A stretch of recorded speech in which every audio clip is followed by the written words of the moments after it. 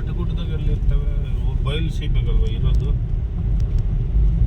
ಎಲ್ಲ ಒಂದು ಸಾಕೊಂಡಿರ್ಬೋದು ಒಂದು ಕಾಲದ ರಾಜರ ಕಾಲದಾಗ. ಅವು ಇಲ್ಲೇ ಮರಿ ಹಾಕೊಂಡು ಇಲ್ಲೇ ಇರ್ಬೋದು. ಬೆಂಗಳೂರಾಗಿರೋರು ಮನುಷ್ಯರು, ಇಲ್ಲೇ ಇರೋರು ಮನುಷ್ಯರೇ.